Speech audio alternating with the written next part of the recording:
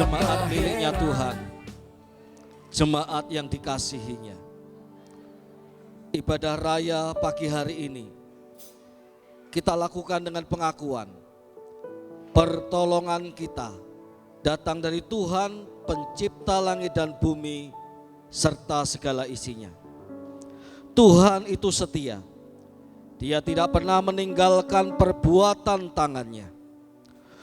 Turunlah atas kita sekalian kasih karunia dan damai sejahtera dari Allah Bapa, Anak dan Roh Kudus dalam ibadah raya pagi hari ini. Segala pujian, hormat dan syukur hanya bagi Allah yang hidup. Hanya bagi Allah tak jemu-jemu kami menaikkan puji dan syukur kami. Bagi Allah yang maha besar itu dan sekaligus maha kasih, kami mengabdikan seluruh hidup kami. Kami rindu ya Tuhan hari ini bersama dengan seluruh umat tebusan-Mu, merayakan kebaikan Tuhan, memuji menyembah Engkau dan menundukkan diri dalam terang firman Tuhan. Mari beracaralah di tengah-tengah kami. Engkau Allah yang mengadakan pembaharuan, Engkau Allah yang mengadakan pemulihan, menyediakan berkat dan pemulihan-Mu untuk kami semua pagi hari ini. Kami mengucap syukur. Di dalam nama Tuhan Yesus kami berdoa. Amin. Selamat beribadah, Tuhan Yesus memberkati kita semua. Selamat pagi jemaat yang diberkati oleh Tuhan. Shalom. Sekali lagi shalom. Bagaimana kabarnya pagi hari ini? Luar biasa. Sekalipun mungkin kita hadir di tempat ini datang dengan berbagai persoalan, pergumulan yang ada. Tapi kita percaya ketika kita bersama-sama ada di tempat ini, ketika kita bersama-sama memuji menyembah Tuhan, menyatukan hati kita, kita percaya kuasa dan lawatan Tuhan dinyatakan di tempat ini. Amin. Amin. Seberapa banyak kita yang hadir pada pagi hari ini siap untuk memuji Tuhan, boleh lambaikan tangannya. Berikan sorak-sorai kemuliaan bagi nama Tuhan. Sebab Tuhan Dia yang maha besar. Dia layak untuk menerima setiap pujian penyembahan kita. Haleluya. Kami mau tinggikan nama-Mu di tempat ini Tuhan. Haleluya. Mari sekali lagi katakan, besar dari yang kuharapkan, bukti dari segala yang tak kulihat, iman berikan ku kekuatan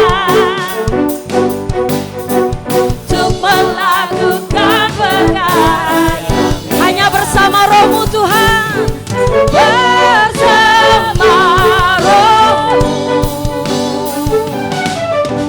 ku pasti menang tinggi, tinggi nama-Mu dipuji, hormat kemuliaan. Kami mau bersorak Tuhan, sorak dengan segenap hati, Raja keagungan tinggi, tinggi nama-Mu dipuji, hormat kemuliaan. Sorak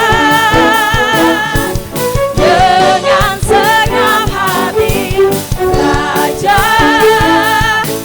keagungan, Raja keagungan, Raja keagungan. Sekali lagi katakan, Raja keagungan. Yes.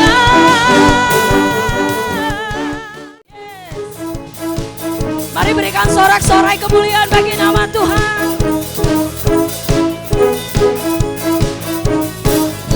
Mari sekali lagi katakan, segenap hati aku memuji, segenap jiwa aku bernyanyi, karena Roh-Mu ada dalamku. Tuhan, ku angkat tangan, ku angkat tangan, ku memuji, ku angkat suara dan bernyanyi, karena Roh-Mu ada dalamku. Tuhan, mari menari, mari menari. dengan sukacita. Yes, mari angkat tangan kita katakan, Kau terbesar dan mulia, ajaib semua perbuatanmu. Kau yang terbesar, Kau terbesar dan mulia, biarlah semua memujimu. Sambil bertepuk tangan katakan, Kau terbesar dan mulia, ajaib semua perbuatanmu. Haleluya, Kau yang terbesar Tuhan. Kau terbesar dan mulia. Haleluya, biarlah semua memuji. Kau yang terbesar Tuhan. Kau terbesar dan mulia, ajaib semua perbuatanmu. Kau yang terbesar, Kau terbesar dan mulia, biarlah semua memuji. Biarlah semua memujimu, biarlah semua memuji. Sekali lagi katakan, biarlah semua memujimu.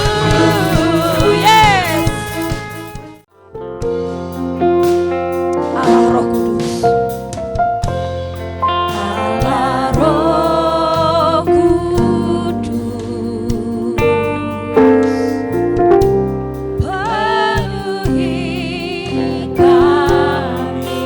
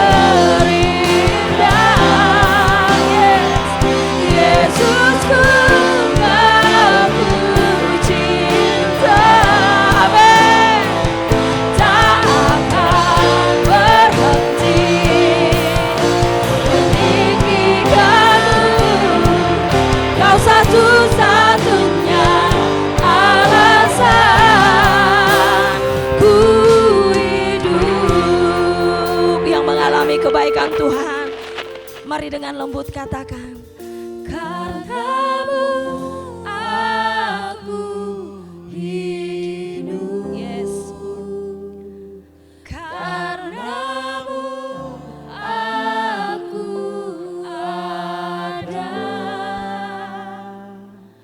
Tak pernah ku ragukan kuat cintamu yang datang dan bebaskanku. Yesus, Yesusku, Kau terindah. Yesusku, Kau yang ku cinta. Yesusku, Kau ku cinta. Tak akan berhenti meninggikanmu, yes. Kau satu-satunya alasan, karenamu Tuhan. Kami yang ada di dalam Engkau menemukan arti kehidupan ini, sehingga melalui pujian ini kami bersama-sama mengakui, karenamu aku hidup, karenamu Tuhan aku ada. Hidup kami memiliki tujuan, sebuah tujuan utama, yaitu berjalan bersama dengan Tuhan, menuju pada kemuliaan yang Tuhan sediakan, menuju pada kemenangan yang Tuhan berikan kepada kami. Engkau sudah memenangkan kami dan akan kami nikmati lebih-lebih lagi kemenangan-Mu itu Tuhan dalam kehidupan kami. Dan inilah tujuan kami, hidup berjalan bersama dengan Tuhan, berkenan kepada Tuhan, semakin berkenan dan semakin berkenan. Mari Allah Roh Kudus pimpin kami. Saatnya kami mendengarkan firman-Mu, Engkau yang bekerja dalam hati kami. Kami akan duduk diam mendengar, dan Engkau yang membimbing kami ya Tuhan. Kami mengucap syukur, kami siap mendengarkan firman-Mu. Di dalam nama Tuhan Yesus kami berdoa. Amin. Silakan duduk jemaat yang dikasihi oleh Tuhan. Puji nama Tuhan, Shalom. Jemaat yang dikasihi oleh Tuhan, baru pagi tadi sekitar jam 8 pagi saya mendapatkan pesan WA dari seorang petugas Dishub yang menyatakan bahwa selama bulan puasa ini, bulan puasa untuk saudara-saudara kita umat Islam, maka PKL tidak akan beroperasi di depan gereja ya, selama 1 bulan ini ya. Selama 1 bulan ini, kalaupun dipakai untuk berjualan akan diarahkan ke dekat Disporapar ya, ke arah sana. Kalaupun ada yang berjualan pakaian atau apa akan diarahkan ke sana. Maka lebih aman kalau kita masuk lewat gereja, lewat akses ke Jalan Ayani. Bisa lewat situ juga, tapi mesti juga kalau ada yang jualan mesti perlambat laju kendaraan kita. Tapi yang jelas yang dipastikan adalah di depan area gereja tidak akan diizinkan untuk dipakai jualan selama bulan puasa ini. Puji nama Tuhan. Jemaat yang dikasihi oleh Tuhan, hari ini kita akan bersama-sama merenungkan firman Tuhan dari hal iman dan meterai Roh Kudus. Kita buka Alkitab kita di dalam surat Efesus pasal yang pertama ayat yang ke-13 sampai ayat yang ke-14. Surat Efesus pasal yang pertama ayat yang ke-13 sampai ayat yang ke-14. Demikian firman Tuhan. Di dalam Dia kamu juga, karena kamu telah mendengar firman kebenaran, yaitu Injil keselamatanmu. Di dalam Dia kamu juga, ketika kamu percaya, dimeteraikan dengan Roh Kudus yang dijanjikannya itu. Roh Kudus itulah jaminan warisan kita sampai kita memperoleh penebusan yang menjadikan kita milik Allah untuk memuji kemuliaannya. Jemaat yang dikasihi oleh Tuhan, tanda sebuah keabsahan atau sebuah surat yang sah adalah adanya meterai atau stempel, atau kalaupun dianggap surat itu tidak boleh sembarangan orang yang membuka, ada segelnya. Surat yang kita buat sendiri, entah itu surat perjanjian, hanya menjadi sah dan absah ketika ada meterai. Kalau tidak salah kali ini dari 6.000 menjadi 10.000 rupiah harganya. Tanda perjanjian kita dengan pihak perbankan ketika kita membuka rekening misalnya, ataupun ketika kita mengajukan kredit misalnya, selalu ada meterai dalam perjanjian itu. Dan itu tanda bahwa perjanjian itu sah dan absah adanya. Sama juga ketika kita memberikan surat kuasa. Surat kuasa tanpa adanya meterai tentu tidak menjadi surat kuasa yang sah. Apalagi kalau surat kuasa itu dibuat oleh lembaga, maka perlu ada meterai, ada stempel, maka dinyatakan surat kuasa itu absah dan sah adanya. Demikianlah jemaat yang dikasihi oleh Tuhan, ketika dikatakan dalam firman Tuhan, ketika kita percaya, kita diberikan meterai dengan Roh Kudus. Artinya meterai Roh Kudus ini tidak seperti meterai-meterai pada umumnya. Kalau meterai-meterai pada umumnya kita bisa berkata apa itu? Oh, itu meterai. Karena meterai itu benda mati. Sebuah kertas yang dicetak, yang diberi keabsahan oleh negara menjadi tanda bahwa dengan menggunakan meterai ini sebuah perjanjian dapat dikategorikan perjanjian yang memenuhi syarat. Surat kuasa yang memenuhi syarat dan lain sebagainya. Tetapi kalau Roh Kudus kita tidak berkata apa itu, karena Roh Kudus bukanlah barang. Roh Kudus bukanlah kertas. Roh Kudus bukanlah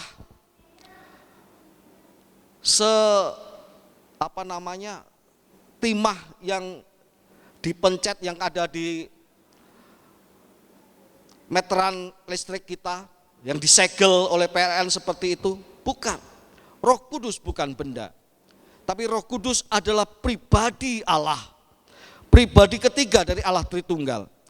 Maka kalau dimeteraikan dengan Roh Kudus, kita tidak bertanya apa itu, tetapi siapa itu. Karena Roh Kudus adalah meterai yang hidup. Roh Kudus adalah meterai yang berpribadi. Roh Kudus adalah meterai yang bergerak dan bertindak aktif. Dia bukan meterai yang pasif. Maka kita bisa menjadi tahu kalau Roh Kudus itu meterai yang bergerak dan bertindak. Maka Roh Kudus sebagai meterai, yang pertama ia bisa berarti bahwa dengan adanya Roh Kudus yang bergerak di dalam hidup kita, sejak kita beriman kepada Tuhan, sejak kita percaya kepada Tuhan, maka saat itulah kita menjadi tahu bahwa kita ini adalah anak-anak Allah. Dalam surat Roma pasal 8 dikatakan, Roh Kudus itu bersama-sama dengan roh kita, dialah yang bersaksi bahwa kita inilah anak-anak Allah. Jadi Roh Kudus aktif membuat kita memahami diri kita bahwa kita ini bukan milik orang lain. Kita bukan milik kita sendiri, kita bukan milik siapapun juga. Kita hanya satu, yaitu milik Tuhan. Sehingga kita disebut sebagai anak-anak Allah. 2 Korintus pasal 1, kita akan baca ayat ini, 2 Korintus pasal pertama ayat 21 dan 22. 2 Korintus pasal pertama ayat 21 dan 22. Sebab Allah lah yang telah meneguhkan kami bersama-sama dengan kamu di dalam Kristus, yang telah mengurapi kita, menaruh meterai tanda milik atas kita. dan yang memberikan Roh Kudus di dalam hati kita sebagai jaminan dari semua yang telah disediakan untuk kita. Jadi kita ini sejak kita percaya, kita sudah dimeteraikan sebagai milik Kristus, dan meterai itu adalah Roh Kudus, di mana Roh Kudus bersaksi bahwa kita ini adalah milik Allah. Jemaat yang dikasihi oleh Tuhan, maka kalau ditanya sejak kapan orang Kristen itu ada Roh Kudus di dalam dirinya, ya, kita bisa menjawab dengan tegas, sejak kita beriman kepada Kristus, di dalam hati kita sudah ada Roh Allah yang diberikan kepada kita. Roh Allah itulah tanda bahwa kita ini milik Allah. Sejak kapan ada Roh Allah di dalam diri kita? Sejak kita percaya kepada Yesus Kristus. Maka kalau dikatakan ada gereja yang tidak ada Roh Kudusnya, itu saya jadi agak ambigu. Bagaimana mungkin ada umat Tuhan, ada orang percaya yang mengaku percaya Yesus Tuhan dan juru selamatnya, tetapi dikatakan bahwa gereja itu tidak ada Roh Kudus? Oh tidak. Setiap gereja adalah gereja miliknya Tuhan, karena umat Tuhan adalah miliknya Tuhan. Sebab mereka yang percaya kepada Tuhan, di dalam dirinya diberi tanda meterai, diberi tanda segel, dikasih stempel bahwa dia adalah miliknya Tuhan karena ada Roh Kudus di dalam dirinya. Jemaat yang dikasihi oleh Tuhan, apa sih artinya dimiliki oleh Tuhan dengan adanya Roh Tuhan tadi? Apakah artinya? Seorang filsuf Jerman yang sangat dikagumi oleh para pembelajar filsafat yang terus dipelajari sampai sekarang ini, pemahaman, pemikirannya, ada seorang yang tidak pernah bisa dilepaskan dalam runtutan sejarah filsafat adalah Martin Heidegger. Martin Heidegger adalah seorang filsuf yang sangat terkenal ketika dia menyebut manusia dengan sebutan Dasein. Apa itu Dasein? Dasein secara harfiah berarti ada di sana. Kalau Martin Heidegger ditanya, manusia itu apa? Manusia itu Dasein. Dasein itu apa? Ada di sana. Maksudnya apa? Maksudnya adalah manusia ada di sana, artinya dia terlempar begitu saja adanya di muka bumi ini. Kalau kita pikir-pikir, kita renungkan, apakah kita pernah menghendaki kita ada di muka bumi? Tidak pernah. Apakah kita terpikir kita akan lahir di muka bumi ini? Tidak pernah. Apakah terpikir kita akan jadi anaknya si Bapak A dan Ibu B? Tidak pernah. Keberadaan manusia seperti Dasein, terlempar begitu saja, ada, tiba-tiba ada di sana. Oleh karena itu Heidegger berkata, maka manusia akan menjadi manusia yang aktif untuk mencari, mengapa aku ada? Untuk apa aku ada? Ya, mengapa aku ada dan untuk apa aku ada? Ketika manusia aktif mencari seperti itu, dalam pemikiran Kristen, manusia bisa jatuh pada sebuah pencarian yang disodorkan oleh dunia ini. Oh, kamu ada itu untuk lakukan ini. Kamu ada untuk lakukan itu. Kamu ada ini untuk mengikuti kehendakmu. Kamu ada ini untuk mencapai kesenanganmu. Sebelum maut menjemput kamu. Dunia hanya sampai pada maut sebelum maut menjemput kamu. Sebelum maut menjemput kamu, karena semua orang akan mati. Senang-senanglah. Nikmati hidupmu. Tak perlu kamu pikirkan karena hidupmu, ya hidupmu tanggung jawabmu. Kamu ada di muka bumi ini begitu saja. Kamu tak tahu ngapa tiba-tiba kamu ada. Kenapa kamu harus lahir? Lah kalau gitu buat apa kalau sebentar lagi kamu tahu bahwa akan mati? Bersenang-senanglah, nikmati hidupmu. Apa yang menyukakan kamu lakukanlah. Tak perlu risau dengan ajaran agama, tak perlu risau dengan ajaran orang tua. Yang penting kamu happy, lakukan saja. Tak perlu risau dengan dosa. Dosa itu kan kata agama, kata pendeta. Yang penting kamu senang, karena sebentar lagi kamu mati. Dari ada menjadi tidak ada. Jemaat yang dikasihi oleh Tuhan, dunia menyodorkan seperti itu ketika manusia mencari. Tak perlu kamu dimiliki oleh siapapun juga. Miliki dirimu sendiri dan lakukan apa yang menyenangkan buat kamu. Tetapi di dalam Tuhan kita sungguh-sungguh ditunjukkan bahwa tidak ada pilihan di muka bumi kecuali hanya ada 2 pilihan saja. Tidak ada pilihan ketiga. Kalau diungkapkan sebagai jalan, hanya ada 2 jalan saja di muka bumi ini. Tidak ada jalan ketiga. Di dalam dunia ada 2 jalan, lebar dan sempit, mana kau pilih?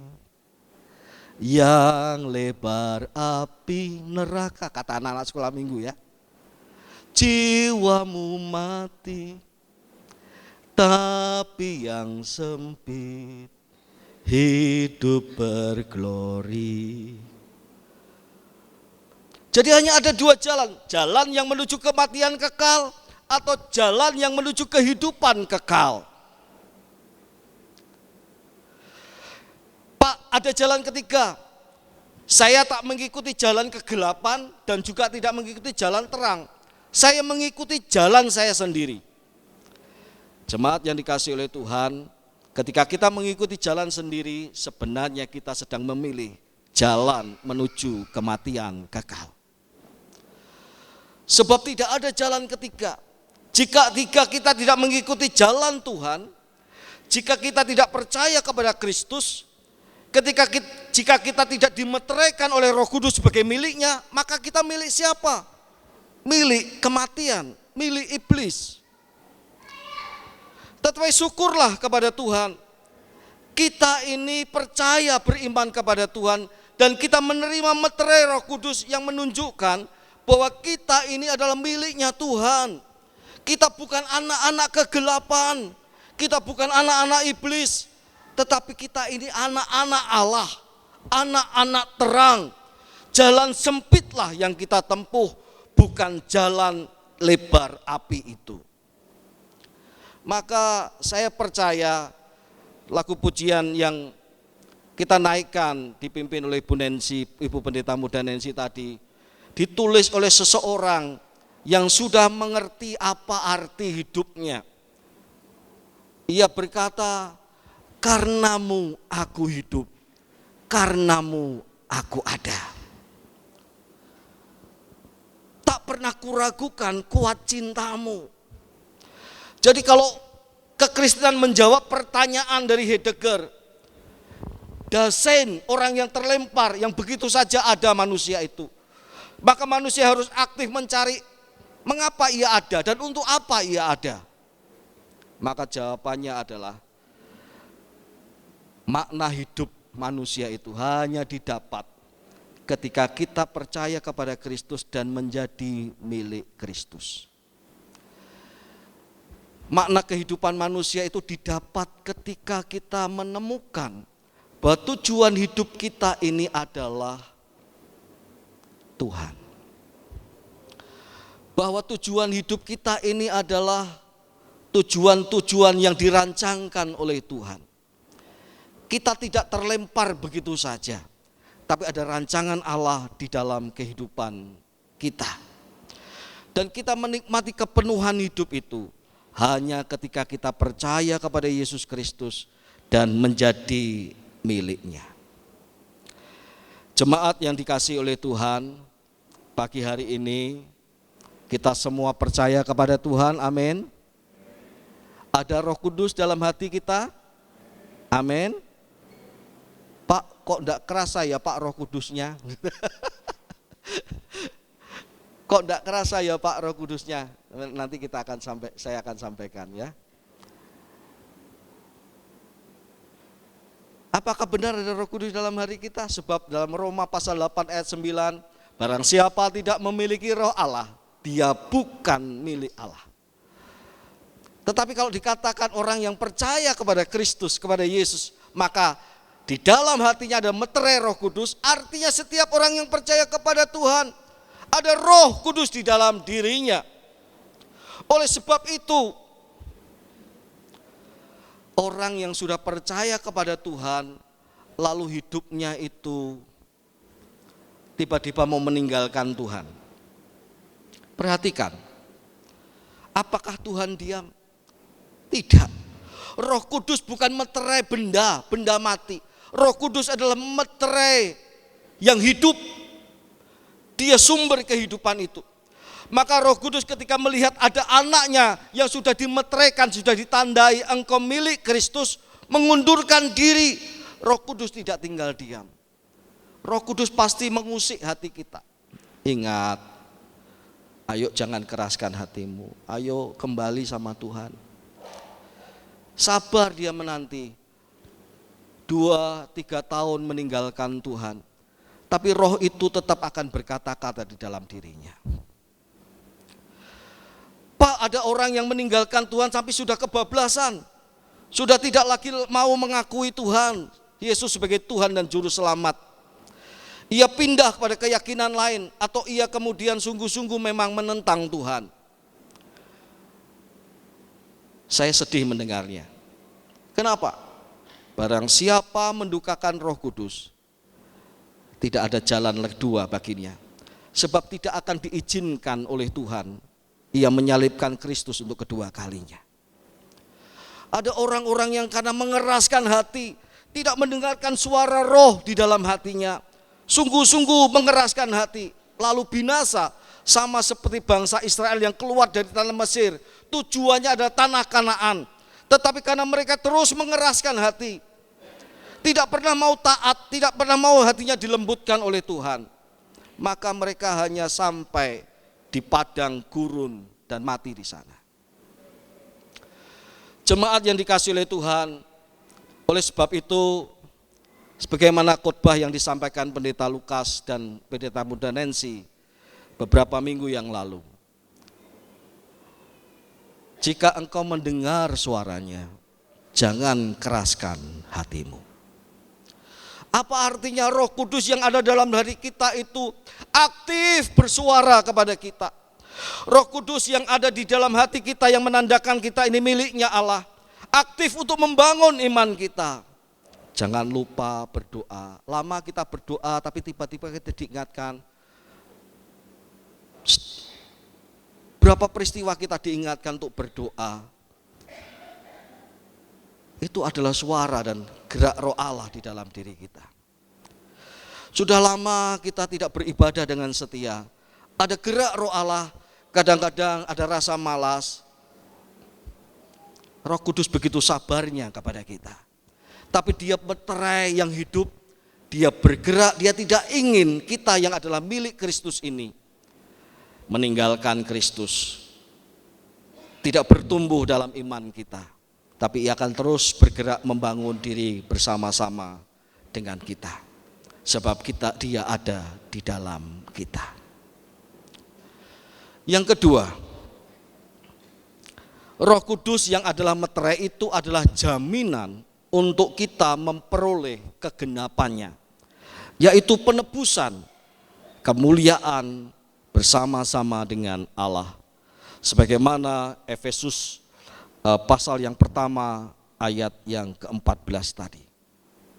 Roh Kudus itulah jaminan warisan kita sampai kita memperoleh penebusan yang menjadikan kita milik Allah untuk memuji kemuliaannya. Apa artinya? Bukankah kita sudah ditebus? Iya. Bukankah kita sudah milik Allah? Iya. Tetapi kok firman Tuhan katakan sampai kita memperoleh penebusan yang menjadikan kita milik Allah. Oh, berarti kita belum ditebus toh Pak. Kita itu akan memperoleh itu nanti, bukan sekarang. Sebagai jaminan itu artinya ada sesuatu yang nanti, bukan sekarang. Jemaat yang dikasihi oleh Tuhan, kita sebagai orang percaya ada di dalam keadaan sudah dan belum dalam waktu bersamaan.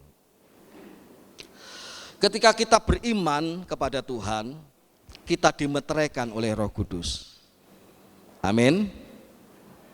Tetapi kita belum hidup penuh dengan Roh Kudus. 2. Ketika kita beriman kepada Tuhan, kita itu dibenarkan oleh Tuhan. Betul? Betul, kita dibenarkan oleh Tuhan. Kalau tidak demikian kita masih tergadai sebagai hamba dosa. Tetapi kita belum sungguh-sungguh menjadi orang benar. Kita masih orang yang bergumul dengan segala kesalahan, tabiat. Tetapi kita sudah dibenarkan, meskipun kita belum sungguh-sungguh menikmati secara penuh. Kita sudah diselamatkan ketika kita percaya kepada Tuhan, amin. Ketika saya percaya kepada Kristus, ketika Bapak Ibu percaya kepada Yesus, kita sudah diselamatkan, betul. Tetapi sekaligus belum, karena kita masih ada di dunia ini. Keselamatan adalah keselamatan yang kita nantikan secara penuh dalam kerajaan surga. Untuk lebih jelasnya, 2 Korintus pasal 5 ayat pertama sampai ayat yang ke-9 kita baca sebagai ayat yang terakhir. 2 Korintus pasal yang kelima.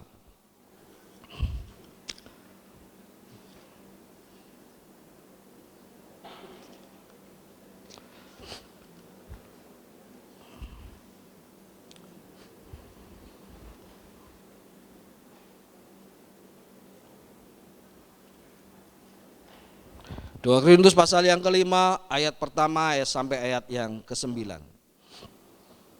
Saya akan bacakan perlahan, kita lihat baik-baik. Karena kami tahu bahwa jika kemah tempat kediaman kita di bumi ini dibongkar, Allah telah menyediakan suatu tempat kediaman di surga bagi kita. Suatu tempat kediaman yang kekal, yang tidak dibuat oleh tangan manusia. Selama kita di dalam kemah ini, kita mengeluh karena kita rindu mengenakan tempat kediaman surgawi. Sebab dengan demikian kita berpakaian dan tidak kedapatan telanjang. Sebab selama masih diam di dalam kemah ini, kita mengeluh oleh beratnya tekanan, karena kita mau mengenakan pakaian yang baru itu tanpa meninggalkan yang lama, supaya yang fana itu ditelan oleh hidup. Kalau kita mau mengenakan pakaian yang baru tanpa menanggalkan yang lama, mungkinkah? Ya.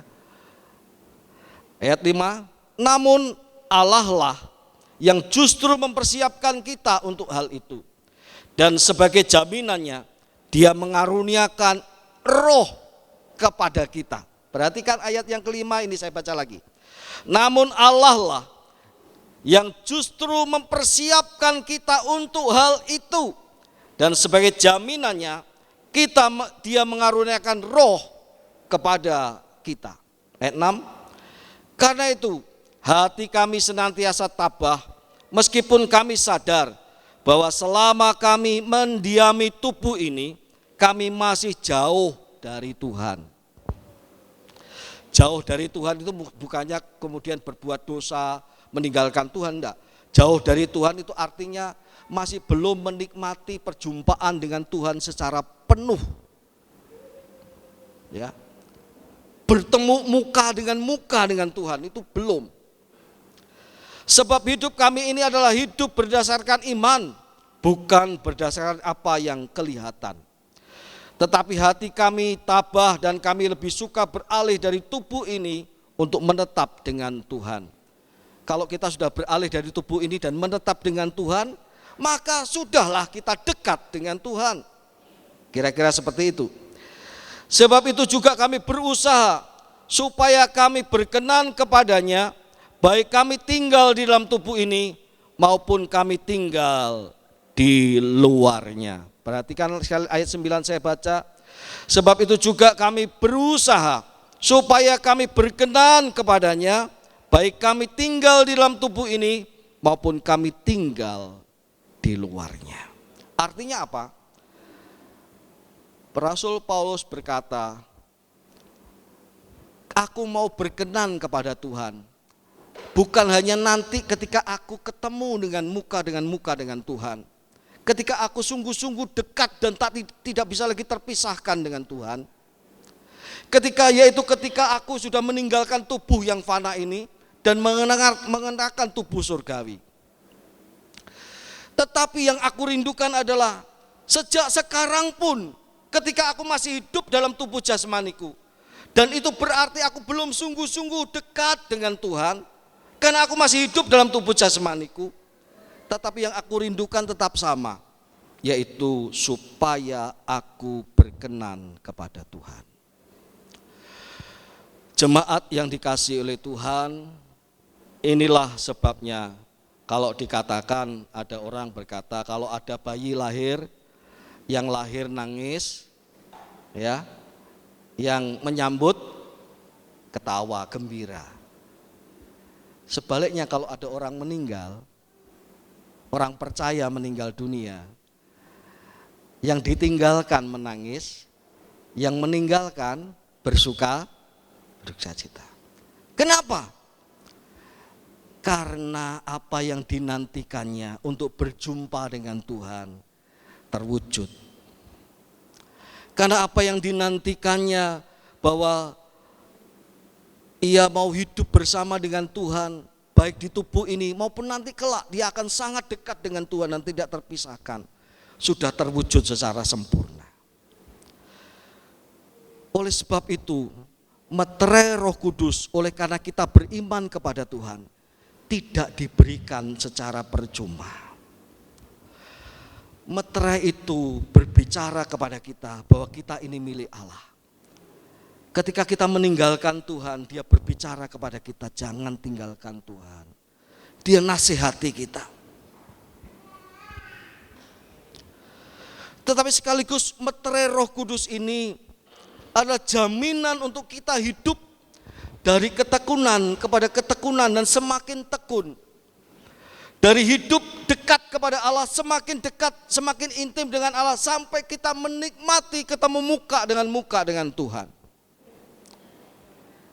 Kemarin saya berkata dalam doa malam, kalau andai kata Yesus datang ke muka bumi ini dalam wujud manusia dan kita melihatnya,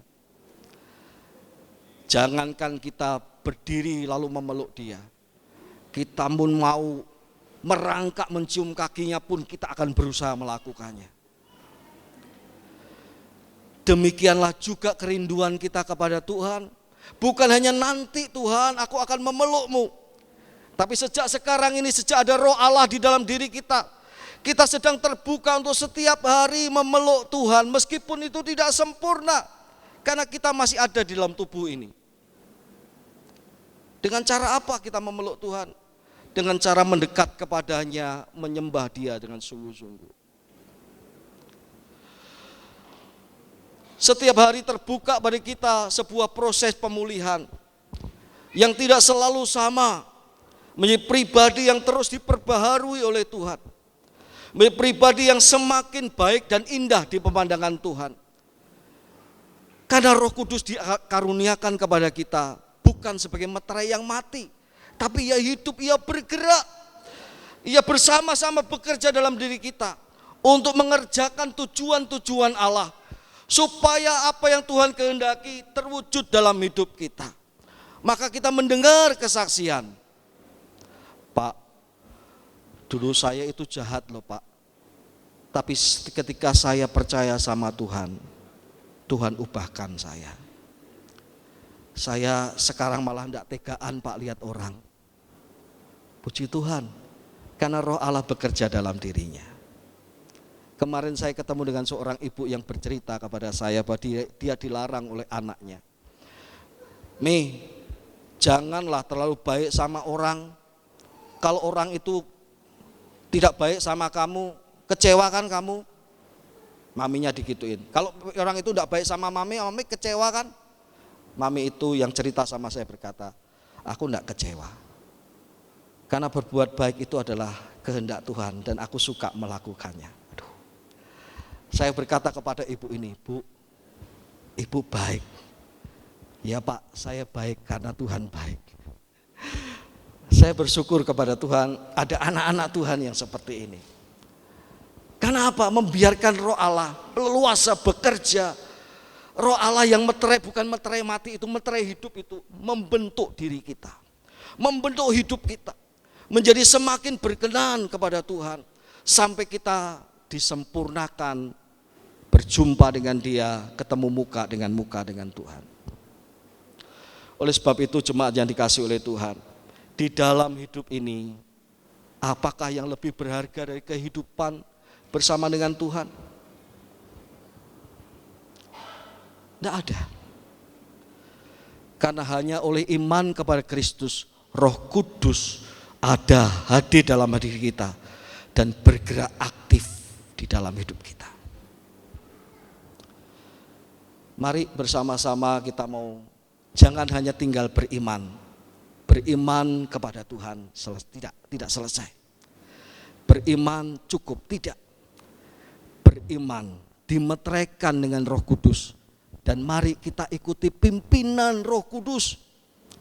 Mari kita penuh dengan Roh Kudus supaya kita mengikuti tuntunan-tuntunannya. Dibentuk menjadi pribadi yang semakin berkenan. Sama seperti yang dirindukan oleh Paulus. Aku lebih suka ketemu dengan Tuhan. Aku lebih suka hidup menyatu dengan Tuhan.